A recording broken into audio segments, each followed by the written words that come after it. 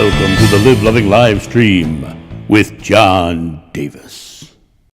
Well, hello, my friends, and welcome to the Live Loving Livestream. Before we go any further, we have to do this. Tyler, this is your birthday song. It isn't very long. Anyway, I hope you're having a good birthday today, Tyler. I know I always have a good day when we're doing a live stream, so it's very exciting that you're having a birthday today. Hello there, Larry from Iowa. It's a pleasure to see you again on here.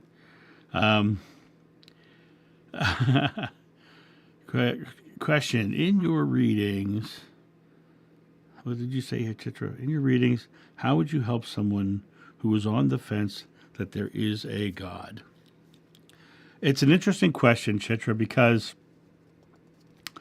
I'm a firm believer that spirituality is a personal journey, and I don't think we should dictate to anybody what they should believe. I think the greatest way for someone to find their way to the source, to God, to love, is to be the example first, is to show them love, to show them the unconditional love, and let them come to you and ask, what are you doing that makes you feel this way? What are you doing that gives you the ability to love and be so happy all the time? And then you can say, well, I have a deep, profound belief in a God, if that's your belief. For me, I believe in the oneness with God. I don't like to delineate the hierarchy or separation from source. The God and I are one, universe and I are one, consciousness and I are one. And by coming to the realization of that, then just by example, be the way, the truth, and the life that they say, why do you have that way? Why do you have that truth? Why do you have that life? I want that life too. So it really comes down to being the example, like a good buddy of mine did. And so that would be my answer for that. I hope it answers your question. You are quite welcome, Tyler. Tyler, 38. I've only got you by 20 years, my friend. So that's all, though. That's all. I wanted to talk a little bit today, and Chitra, your question kind of takes me right to it. I'm a firm believer that God is ever present. It's always there. And I believe that God, since God and I are one, and God or you are one, that love is our nature. It's who we are at our core. And the thing that makes us not feel connected, or feel like we need to find how to connect, or find our way to God, is a sort of the wrong way of thinking about it. And wrong is, I don't like to judge people using words like that, but it's a different way of looking at it than the way I look at it. Let me put it that way. Since God is ever present, then I know my job is to clear away what obscures the view of God, to clear away my fears, my anxieties, my jealousies, my greed, my hatred, to clear away all those things that are product of fear. So I clear away my fears. And when I see fear in the world, I do my best to alleviate those fears of others. And so for me, I'm stripping away the fear that obscures the view of love, that obscures the view of God and source. And I think a lot of people go through life thinking they have to find God or learn how to communicate. And it really isn't about it. God is not something you seek. God is something you move things out of the way to see. And so it comes back to you saying, okay, I'm releasing my fears, I'm releasing my lack, I'm releasing my even my identity of self in a form, because your identity of self is very important. Who you are and how you express yourself into the world is important. But the understanding that you and God are one gives you the opportunity to realize that we are one in consciousness, and the physical form is just an aspect of my own spiritual life. And I'm here experiencing these things in this world because it is part of my spiritual life. It is part of me coming to know and understand God. And for me, like your question earlier, how would you help somebody who is on the fence that there is a God? I would just love them. I would just be the love, and I would express the love so they can see past the things that are obscuring their view of love. And the only way they do that is to feel it coming from you. And so you be it. You do the things that are loving, and then they'll start to like hanging out with you and being around you. And eventually they'll say, why are you the way you are? And then you can tell them whatever you want to tell them. But never try to get them to believe in a God. Never try to enlist them to believe in a God. That is literally their personal journey. And so just show them by example. And that is really the way to do that. Hello there, Maureen, and welcome to here from Scotland. I was just talking to another person from Scotland the other day on my private sessions. He was talking about the Free Scotland movement, which was very interesting. We were talking about that the other day. So what questions do you guys have? And Tyler, do you specifically have a question? I want to make sure I get to the birthday guys' questions first, if possible. So let me know if you've got a question or a topic in particular you'd like to have me address, or if anybody else has anything as well. Just throw it in the chat box, and I will do my best to discuss it and talk and share my point of view. Once again, please do remember, though, I'm not trying to sway you to my point of view in any way, shape, or form. I'm just telling my truth. And if my truth rings true to you, then follow it. And if it doesn't, please don't. Because, your truth is your truth. It's your personal journey. And if it's loving and if it's caring, it's all that really matters. Because God is love, and love can be found in many different places. So, anywho, 38 years old. So you were born in 1984. 1984. That was the year I got out of college. Now I feel old. Thank you, Tyler, very much.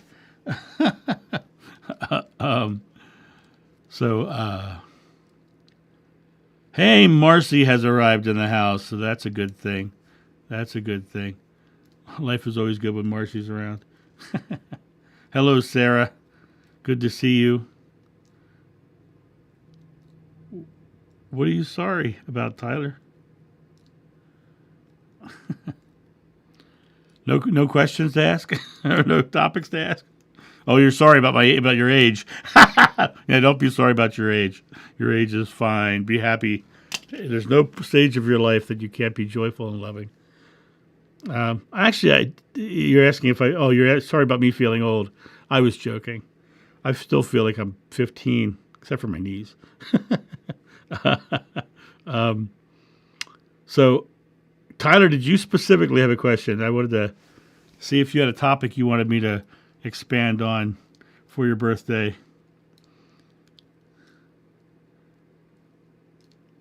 I'm going to take a quick drink real quick.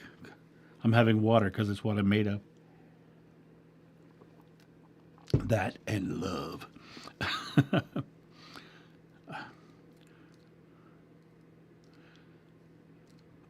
What are your thoughts about the train? I'm also an Ohioan. It's an interesting concept because the train itself is interesting because there's a line in the Bible that gets questioned a lot, or gets misquoted a lot, and it's the love of money is the root of many evils, and the love of money is the root of many evils. And when you look at the train accident itself, it's very much a their maintenance record on the train itself is terrible.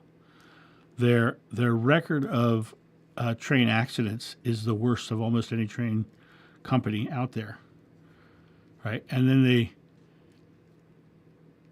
they weren't doing those repairs probably because they didn't want to spend the money, because they were keeping the money and doing other things with it or something of that nature. So most of these kind of accidents like this happen because of a lack of caring, a lack of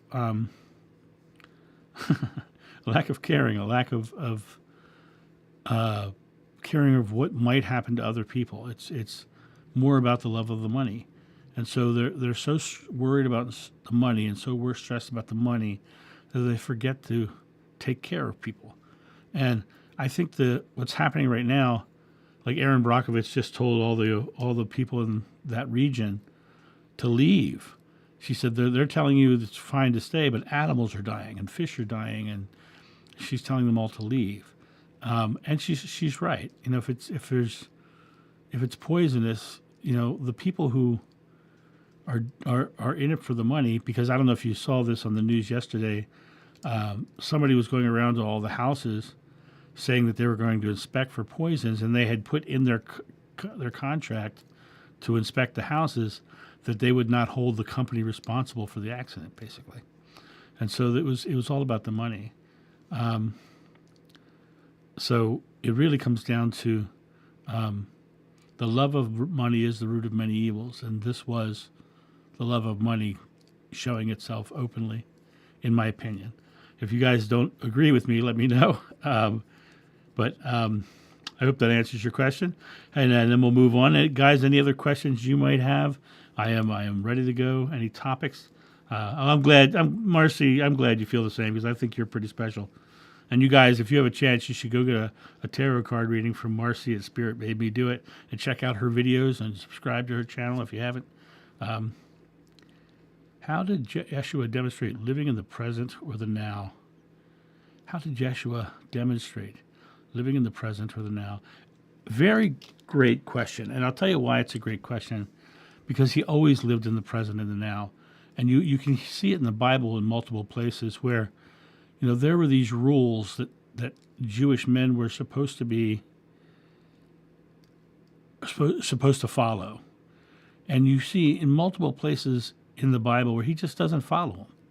And the reason he doesn't follow them is because he was doing for the person who was right in front of them. He was showing love to the person who was right in front of them. He'd walk through the crowds and he'd walk up to the person, or the Samaritan woman at the well. That's the story that I always come back to, because he was traveling on Sabbath, and that wasn't allowed. He came to a well, spoke to a woman, a Jewish man talking to a woman who could potentially be another man's woman, was really frowned upon. A Jewish man talking to a Samaritan was frowned upon.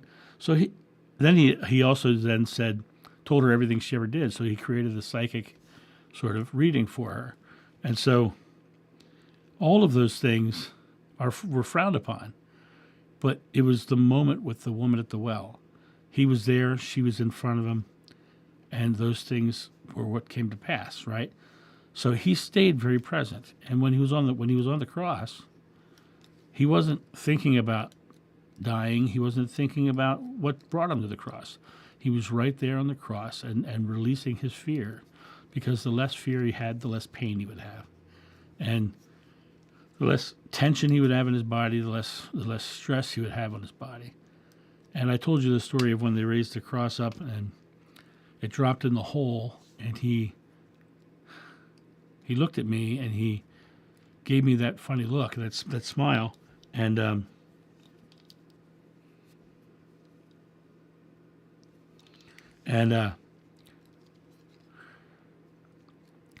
that was him in that moment. That was him being in that moment for me. And he was there being very present. He saw my pain, my anguish. He saw his mother's and his wife's pain and anguish. And he loved us in that moment. And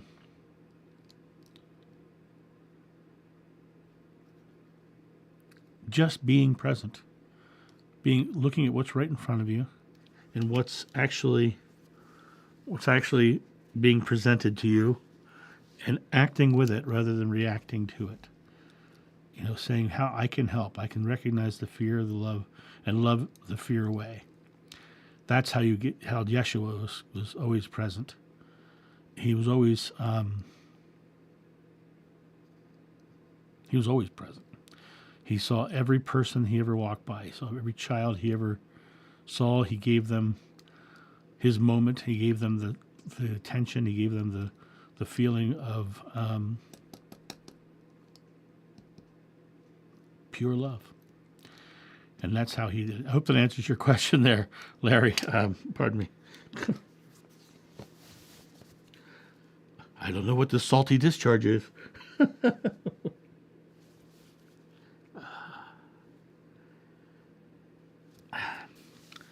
That's one of the moments that still gets me pretty good.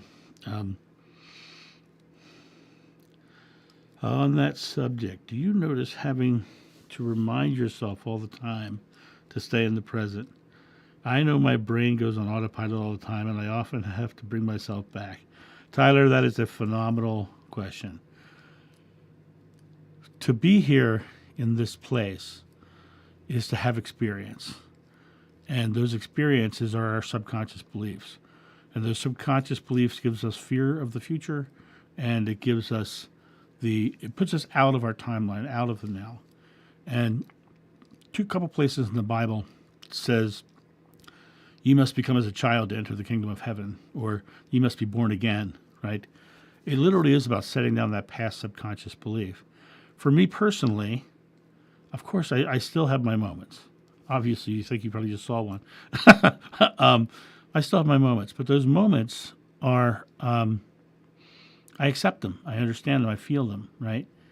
But I catch myself in those moments of that, and I realize, okay, it's okay. I'm allowed to express that, because being in the physical is expressing that. But when I go through my life, I over the past many years, I've come to the point where I really start to pay attention to what I'm feeling.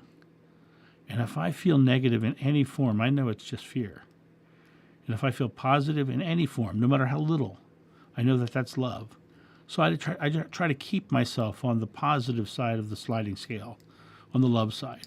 And by staying on the love side, then love surrounds my life. And so it really does become a thing of paying attention to what you're feeling, thinking, and saying. And the more you do it, the less less time you spend in the past or the future, and the more time you spend in the now.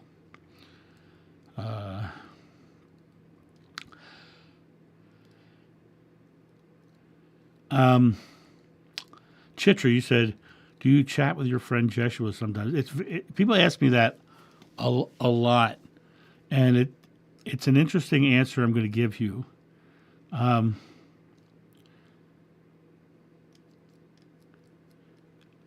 I feel the oneness with Jeshua. I feel the oneness with my mother, right? I feel the oneness with my friend Bill. I feel the oneness with and it's not about talking to them as an individual. It's about being with them and the feeling of them. So it's less about a separate entity beside me and more about the entity which is within me. Thank you very much, Larry. That's very kind of you. It's more about the oneness within me. So it's hard to say I talk to him because I really don't talk to him, but I commune with him. It's kind of a different way of saying it. I feel his presence. I understand what he's saying when I feel his presence. I just know he's always there. So I guess that's a weird way to answer that question, but I hope it does what you needed to. Marston, I'm sorry, you're discharging salt now too. Gandhi went to the sea to make salt.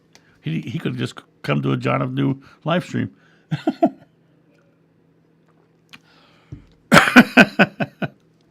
So, yeah, that moment of the cross dropping into the hole. That's a big moment for me. And then what kind of triggered me on that one was for as long as that moment is there, I know that moment was for me, and I know that was him in the present moment being there for me when he had every right to be about him at that moment. He had every right to be about him at that moment, and he was about me at that moment. And so that's what hits me is the love that he shared. So, anyway, so let's move away from that. What else you guys want to talk about? More water.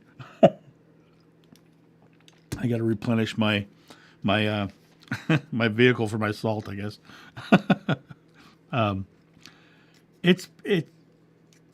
I was saying earlier about the obscuring the view and stripping away the things that obscure the view of love.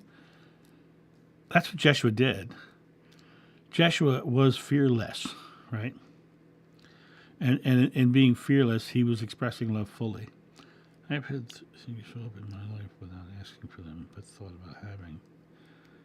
I haven't heard of manifesting things like money, dogs. Okay.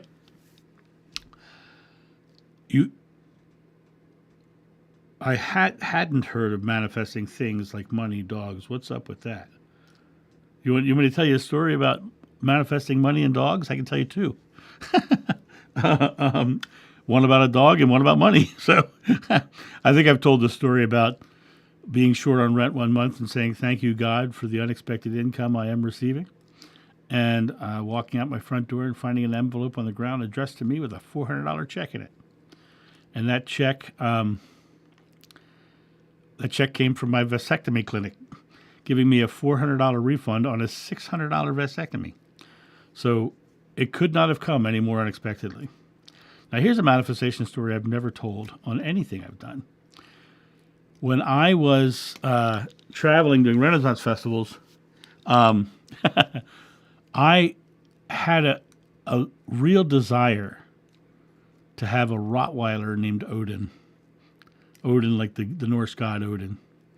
And I just had this picture in my head that I was going to have a Rottweiler with named Odin.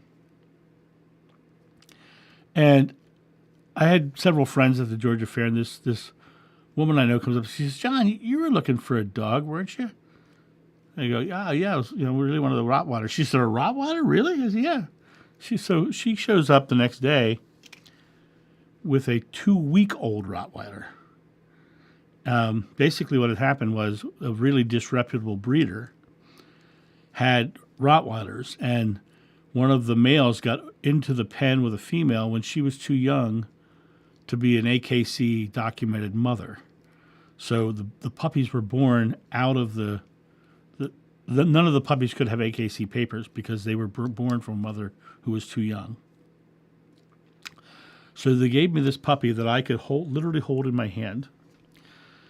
And I bottle fed that dog, and I carried him with me everywhere I went. And I had him in my pocket for a while. He ended up becoming a 110-pound Rottweiler, and he was the most lovable, sweet lap dog that would hold you on a couch if he really wanted to, that you would ever see. Most Rottweilers end up living till they're about 8 or 9. Odin lived till about 12, and then he get bone cancer through the front, so we had to put him down for the just because he was in so much pain, and there was no more healing him. He was ready to go at 12, and Tyler, thank you so much. I feel like I got your birthday present. Thank you very, very much. He was a beautiful dog, and he was anybody who knew me knew that was my son. Odin was my son. So you can manifest anything in your life. I one time manifested screw finials for a swivel top mirror on a dresser. My friend Holly manifests dimes on a regular basis.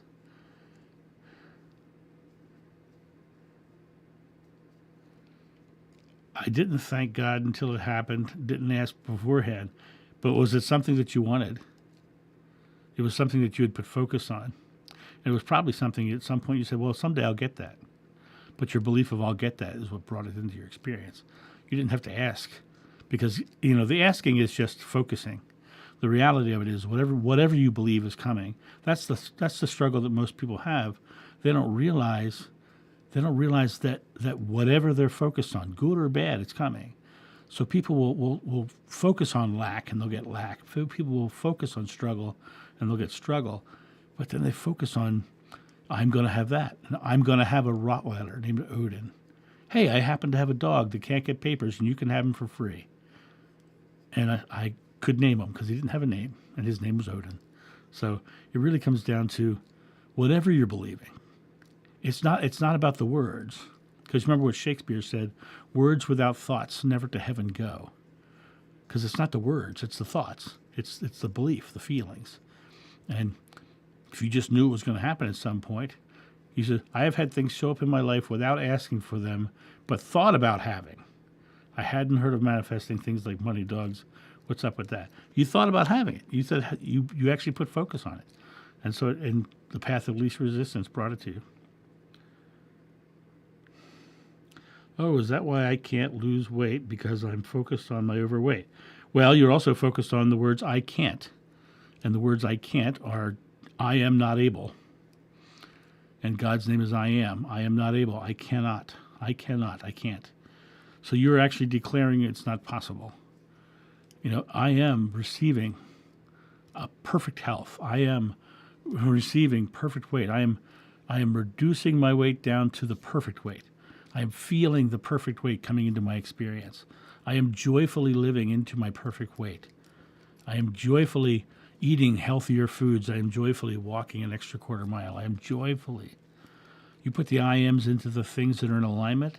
I talked last week about thoughts, words, and deeds, and Joshua saying, fill the jugs with water. The deed was part of the belief.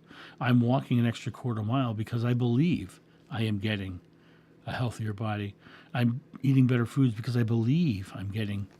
It's so, when you talk to Olympic gold medalists, they'll tell you the times where they've run their race 1,000 times in their mind. And their mind is creating, their belief is coming. And as Einstein said, your imagination is the prequel, is the preview of coming attractions. Your imagination is the preview of coming attractions. So if you can imagine it and you can believe it, it's coming. Yeah. And Sarah, now I would take one little twist on what you just said about affirmations. You're going to laugh at me when I say this. I don't believe in affirmations, right? I believe in declarations. And for me, it's very, very specific. But like I said, I don't care if you believe in it. your journey, not mine. For me personally, I believe in declarations. I declare things into my life because I believe the word affirmation means that I'm shoring something up I don't have confidence in. I have to affirm it. And so for me, I just declare and I just believe. And when I declare and I believe, I receive. And I know it sounds semantic, but for me personally, the word meanings are important. For me, that's not to say it's for anybody else. It is, but for me personally, I have to stay with declarations. That's the word. Well, that's funny. I'm not saying you're wrong. I'm just saying it's, that's your. For me, it's different. So, and I think that we all come to our own truth, and I love it. I love it. Sarah, where are you from? What part of the country?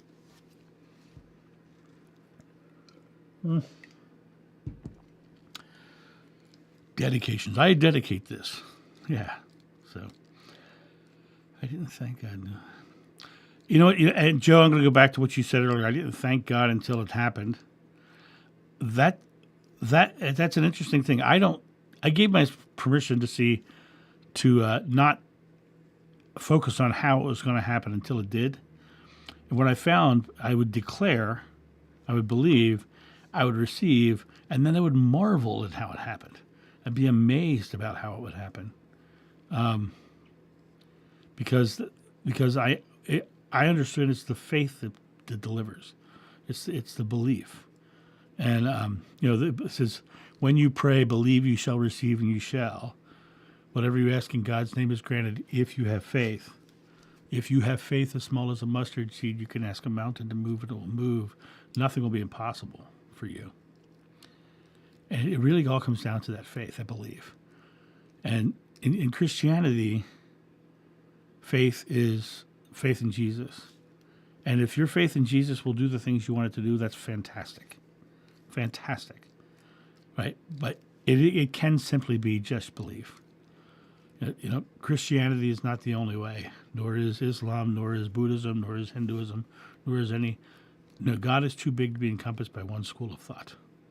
It's a matter of realizing that they're all saying the same things. It's just a matter of coming to that place of creation.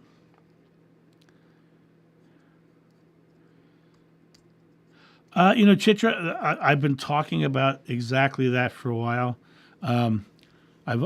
I've said a while ago. I said if anybody, wanted to set up a meeting somewhere, and cover expenses for me getting there, and I can do private sessions while I'm there. We'll do them live. I would totally come speak somewhere because I used to do that for a living. 20 years ago, I spoke all over all over North America, and I traveled to India as well, doing that as well. So it really comes down to the it's got to be feasibly possible. Right now, I just oh, you're going to laugh at me. I just had a warning an hour or so before the live stream tonight.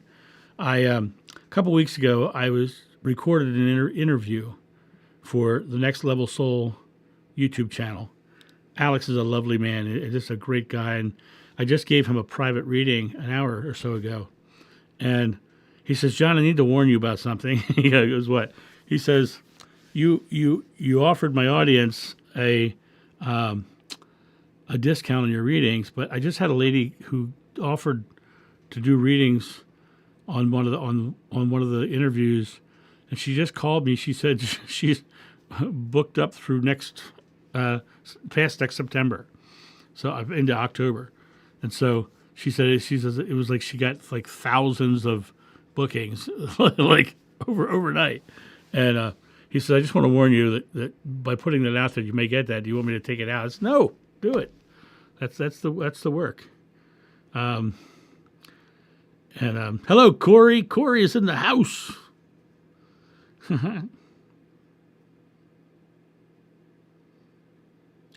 And Kathy, that's great. That's if that's your belief, as long as you can find love in any religion. The Bible itself says, "In my Father's house there are many mansions." Well, the mansions are the different schools of thought coming to God. And so if you can find it, my mother had her master's degree in liturgy, head of liturgical doctrine at our church. She used to go out and sneak around and help people who had no food, and she would do whatever she could for anybody at any time and never tell a soul. She was pretty devoutly Christian. I mean, she did have her master's degree in liturgy, so she found love, she found God in her Christianity. I was blessed that my mom, when I turned 18, told me that spirituality was a personal journey and that I needed to go find what I believe. Because that in itself was hugely eye-opening for me. And when all the psychics started telling me about my past life, and then I had my regression, my mom went to her Irish Catholic priest. She says, I'm very concerned about my son. He thinks he's an apostle. And her Irish Catholic priest turned around and said, don't discount it. It might be true. See, even the priests in the Catholic Church were open to possibility. And that's the thing that I see a lot of people in various religions. They shut off the possibilities of finding God in all religions, in all spaces. And it's a matter of recognizing it and realizing that God is love and love is everywhere. Well, great, Joe. Looking forward to the sessions. The way the sessions get booked, it automatically populates my calendar. And so I end up just showing up when I'm supposed to show up. I'm lucky in the fact that it automatically does that for me because I'm doing so many a day right now. You probably hear my raspy voice. Yeah, there you go. Beautiful, Kathy. That's a beautiful statement.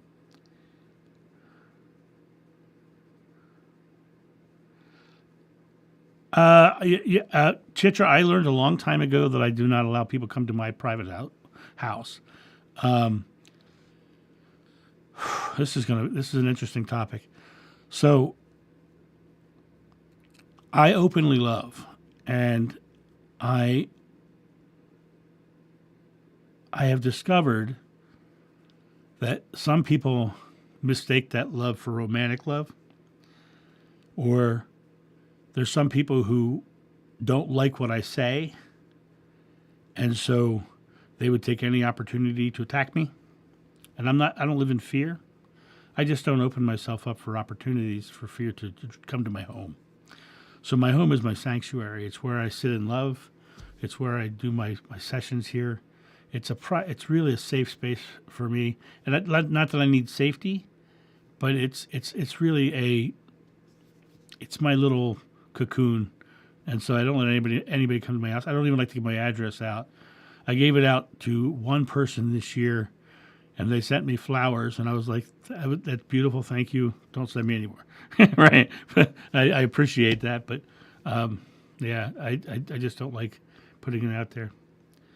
That is more of a possibility, a public place somewhere, but I found that I literally, when I was on the road and I was speaking, I was still doing Renaissance festivals, and I came back to the festival one day, and there was a woman sitting in my trailer. I had an Airstream travel trailer.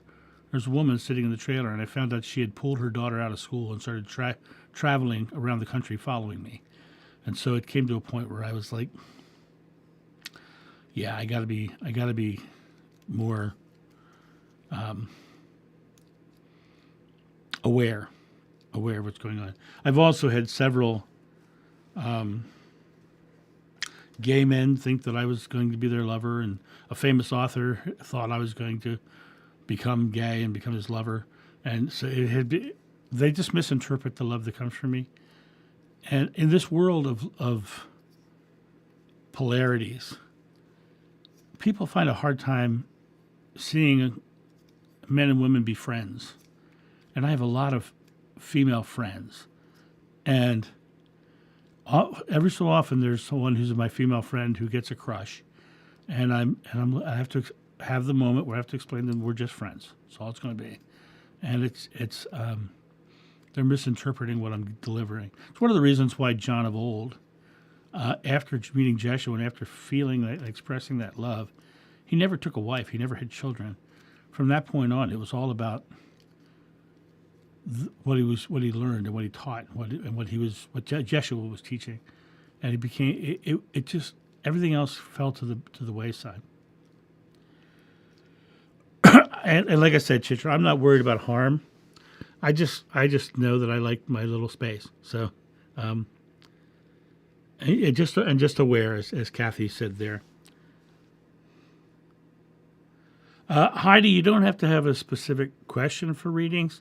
In those readings themselves, it's nice to say, is there any specific focus you have, or just tell me a little bit about yourself, just because it helps. Because what happens is, when I do a reading, I sit down with a blank sheet of paper and a pen, and I write your name on the top of that paper, and I do a channeled writing before the session.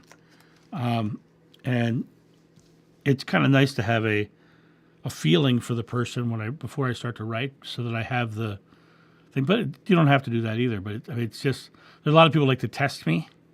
I'm going to expect you to say a certain thing or do a certain thing, and the test itself is going to mess up the whole thing, because what happens is they have an expectation, and when I open up to write, to do these things, I set aside all expectation.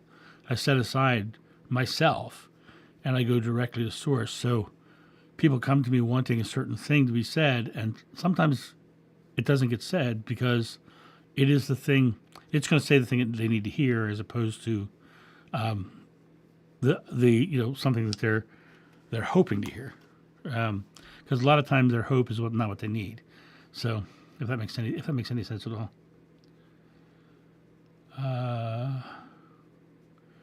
Do you see what you are writing? Well, it's an interesting process. When I'm writing it, I write the person's name on top of the page. I write the time they start and how long the session is, so I'm very aware. I take a big, deep breath, and I actively do the same thing I do before any meditation. I just exhale, and I release all the fears. And then I just come to that place of feeling that love. Now, before I do that, I say their name, and I wrote it down. So now I go into that state with that name imprinted on what's coming through next. And then what happens is sometimes I'll get a picture. To give you an example, one of the sessions I did earlier this week, the first word was galloping. But the reason I had it said galloping, riding like I'm flying, feeling the freedom of my horse, was the first lines of the thing. It sounded very poetic. And I had this picture in my head of this blonde-haired woman, bareback on a horse, hands out to her side, riding without holding on to reins or anything. And I started the thing, and she says, I wrote a book called Galoppia, which is Swedish for galloping. She used to ride bareback in the circus. She's long blonde-haired, and she used to ride no hands. So it was like, that came through for that one. But then there was somebody, I had a session earlier today where the guy was asking about his spiritual work, and I got no pictures at all. But all I got was a feeling. And it was interesting because what came out in his session was the work he's doing, he doesn't necessarily realize how he's delivering the message. He's sharing lots of different thoughts, but the message is coming from the feeling he is delivering, and the expression of the feeling he's delivering, the openness, the safety, the freedom, the secure place, the place of no judgment, and that feeling of love that he's delivering it with is what was delivering the work. And so when I did his thing, it was all about that feeling, but I had no pictures. So whatever's going to come through is going to come through, and I don't judge it, and I don't want preconceived specific questions, because if I have preconceived specific questions, then we're focused solely on something. Now, like if you say, if I want to know a little bit more about my career, my finances, that's fine. But to say, I want you to tell me exactly where I'm going to live and exactly this. I'm not a prophet, and I don't speak in prophecy. I speak in direction, things that come in to show you where you are and to show you the things to shift to come to your oneness with God more fully. I hope that answers your question. That was a long way to go for that answer. So,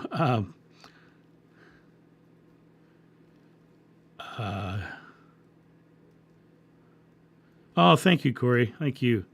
Yeah, I record every session, and you get them usually 10 or 15 minutes after I'm done via Dropbox. Do I need to interpret what you write? Do I need to interpret what I write?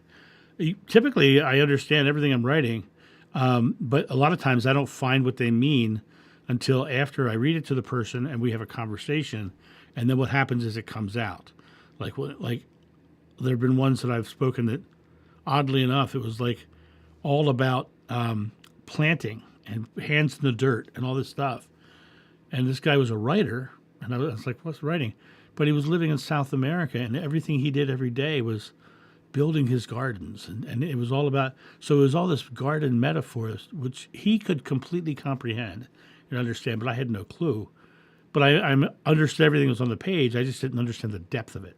So the first time I read it, it typically goes over most people's heads. And then I read it the second time at the end, and all the stuff that was nuanced in it comes out in the end of the conversation. Thank you, Marcy.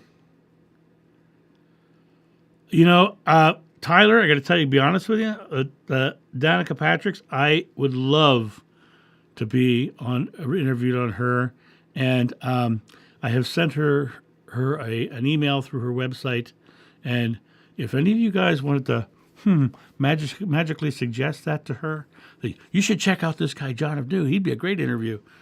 That would be very helpful, because I would love to get on her channel, because I think I'd love what she's doing, and I think there'll be a really fun conversation. So yeah, if you want to do that, that'd be great.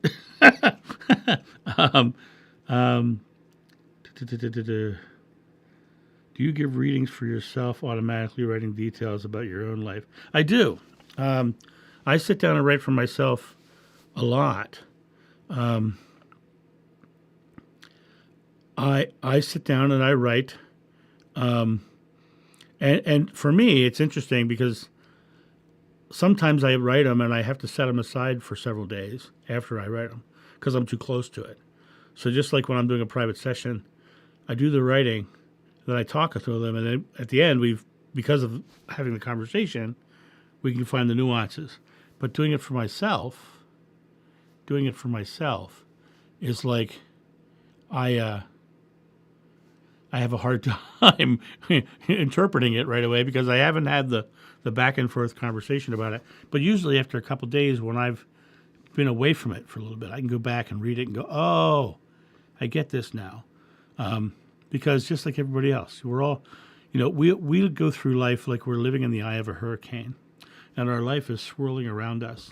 And sometimes it takes a spotter plane on the outside of the storm to say, hey, come this way. And that's for all of us, me too.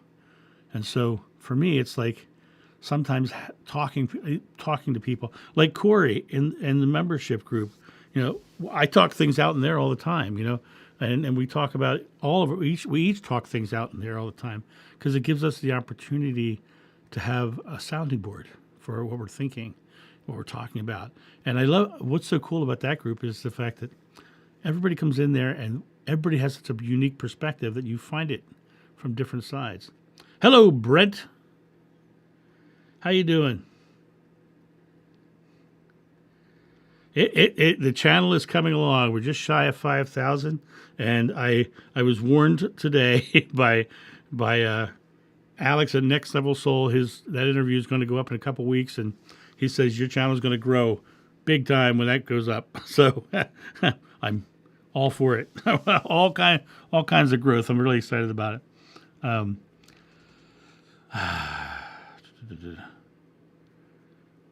So and let me go back to what you asked earlier, Larry, about the do writing for yourself.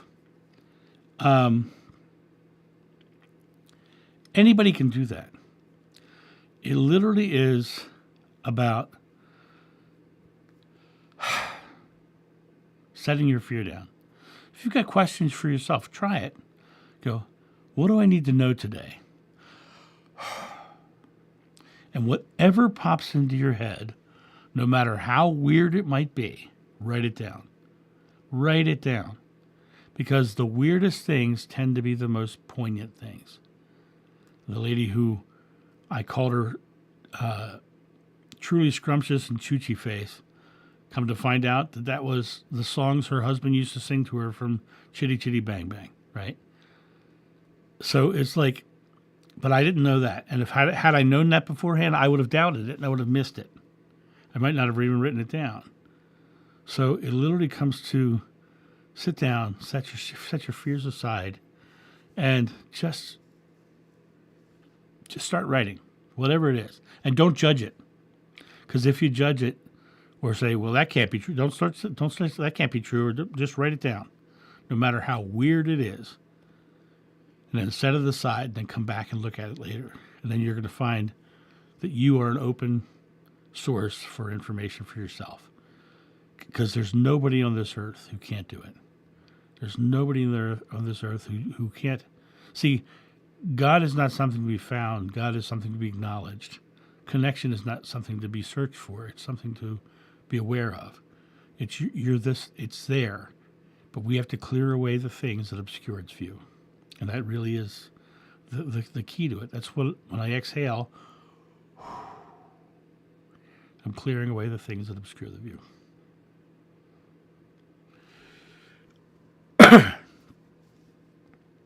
Chitra, this is a great question, but my answer is going to be unique because your question is, do you think you need more past life regressions to uncover more about your life 2,000 years ago, or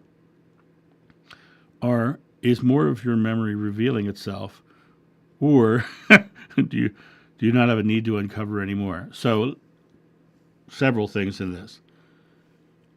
There's a certain percentage of people who get past life regressions who continue to have spontaneous regressions for the rest of their life. I am one of those people. Someone will say something or ask about something, and it will sometimes trigger a full past life memory. And I'll have the memory, and I'll feel, and I'll experience it. And when I say experience it, I mean fully viscerally. I feel it, and I smell the air, I feel the wind, all the stuff. I feel it. So I've been having spontaneous regressions since 1999. Sometimes they're few and far between. During the years of doing corporate work where I had kind of stepped away from spirituality, they were very few and far between. In the past year and a half, when I came back to doing spiritual work again, they have increased in speed and frequency. The most recent one, I think I told this a couple weeks ago, the most recent one was somebody was asking me about Mary Magdalene, and I had a full memory that I had never seen before. And it was phenomenal. It was like just one more thing. Now, to answer the rest part of this is, do I feel like I need to go back and do that? No. Do I feel there's any more back there I need to uncover? No. The reason I don't feel the need to do that is because Jeshua's whole teaching was be here now. It doesn't matter who you were, it only matters who you are. Are you being loving in the here and now? You can't do anything about the past. The past is done. It's just a collection of present moment memories. Over lifetimes, yes, maybe. I'm not even sure I know what reincarnation is.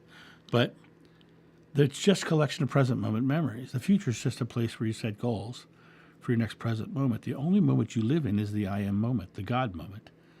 And it's the only moment you have choice. It's the only moment you have thought, word, and deed. And so, yes, I've had these memories, and yes, I've had these experiences, but I understood the teachings were so simple. Be love. I think, and I truly think that's why he's known as John the Beloved, because they probably just kept saying be love.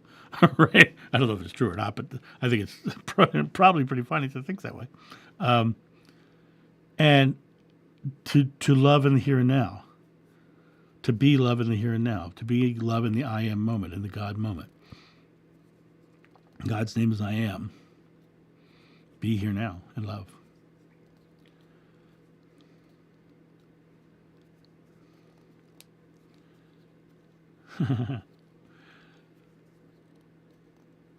It is all truly about the present moment. You're right. Tyler, let's get into yours because I love these kind of questions.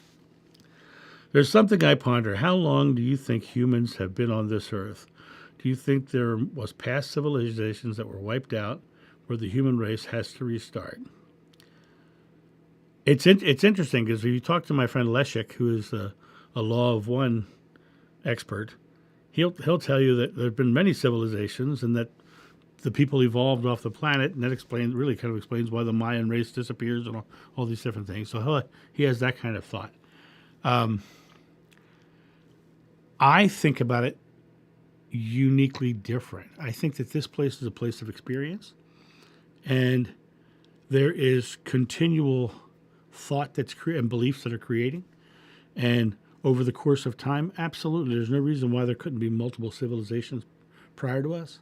And even a lot of the things they're finding are showing that there might have been pre-civilizations. But the interesting thing about it is when things are found, right, we live in a collective consciousness. So I explained this the other day. Across the street from my house is another house. Did I believe that house into existence, or did somebody else believe that house into existence? Did some architect believe that design into existence? Did some builder build it into existence? Did some homeowner pay for it to be put into existence? And as it's been changed over the years, and people have moved in and had new beliefs about that house and changed the color of the house, changed the furnishings of the houses have changed over the time. But me sitting in my house, I can look across the street and see that house because we are one, and their beliefs are being shown around me. But my experience within these beliefs are dependent upon my belief. So I can live in a beautiful neighborhood, a crappy neighborhood, and I can have a loving existence in both of them. It's just a matter of what I believe and what I'm experiencing in my life. So pre-civilizations, absolutely a possibility. Aliens, absolutely a possibility. Right. Recently, the James Webb Telescope said that they think that the big boom, the big boom, or it was Big Bang Theory, Big Bang Theory, it was is wrong. They think that they've proven it to be wrong, but they know the universe is expanding, right? And I think it's expanding because we keep thinking bigger thoughts. We keep thinking further out, and our universe is expanding because our consciousness is expanding. Because we know everything that we talk about, everything we see in our world is nothing but pure atoms and an energy event. And we know that the wall is, and the air is, and our eyes are. So we are literally living inside the image of God. And in this image of God, our beliefs are shown to us. In the beginning is the Word, and your words go out with its belief. In the beginning is the Word, and the Word was with God. And the Word was God. And it shows us our expression, our beliefs, because that's what we were promised. Whatever you ask in God's name is granted. I'm having a great day. Boom, great days, right? So it really comes down to you stepping into the belief. And if there were previous civilizations, I totally believe it's possible. I've stood right in front of the Sphinx, and it, honest to God, makes no sense. It looks like the body has got water damage, and the head is not at all damaged by water. And the walls are covered with erosion from water, and the head is not covered, has any struggles with that at all. And the head is out of proportion to the rest of the body, so it really looks like somebody took a larger head and carved it down to this face. So, to me, it makes no sense that there wouldn't be pre-civilizations in some form. But I also think that their beliefs were creating, and people who knew about them are still talking about them today, and so the beliefs have been carrying along. So that's kind of my thought on that. I know it's a long way to go. Tyler, the world is expanding. 20 years ago when I was speaking, people were not ready to step into their divinity, and now they all really are. Let me jump back up.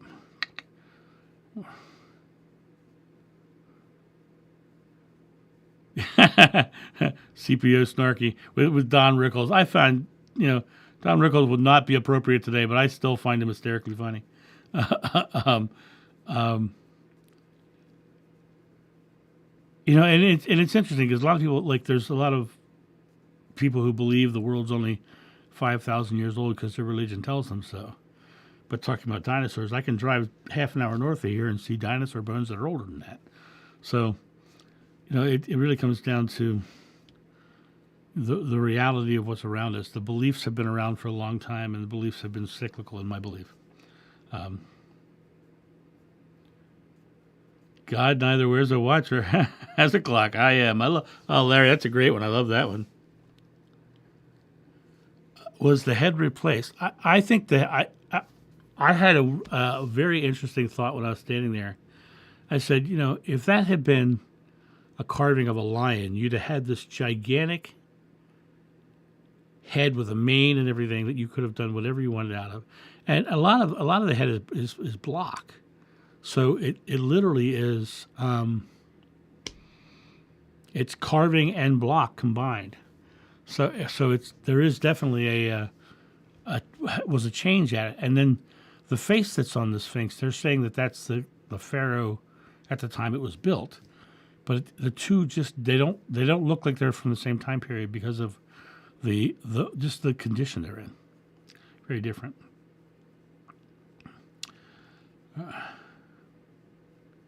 Yeah.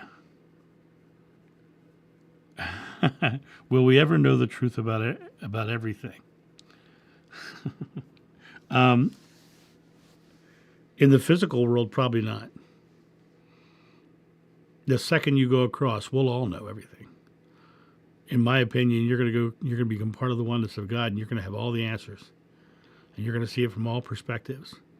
And when you see it from all perspectives, you're going to understand it, and then you're going to come back here possibly, and when you come back here, you'll forget it all again.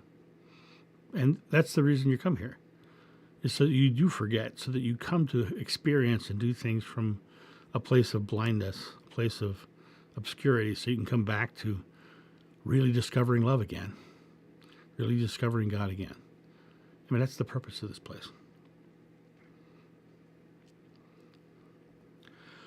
And I'll tell you what, my trip to Egypt, Tyler, I spent a month traveling all through Egypt. I climbed Mount Sinai. I was in the pyramids of Giza. I went into Nefertiti's tomb. I went into an obscure tomb underground right next to the pyramid of Madum.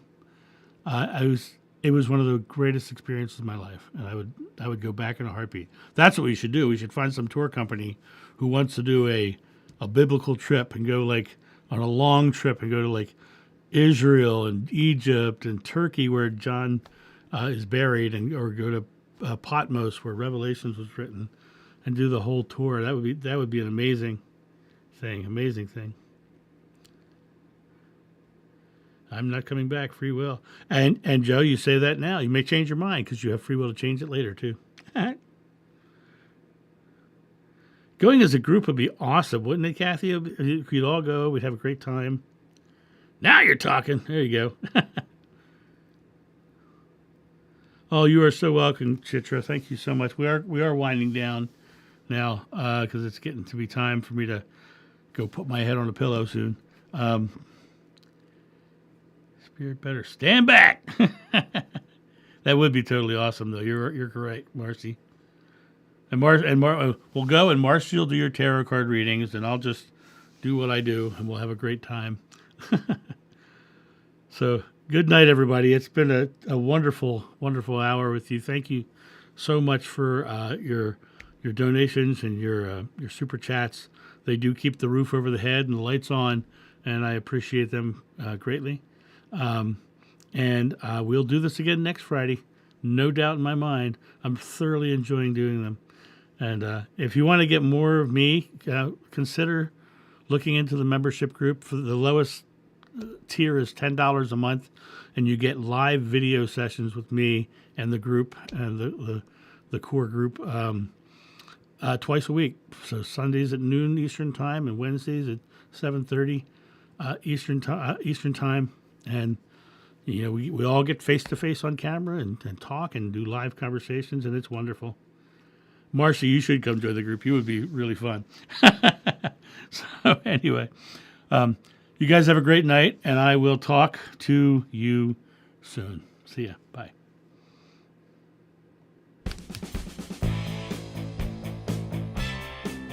Thank you for joining us at the Live Loving Livestream. Don't forget to like, subscribe, share, and visit us at johnofnew.com.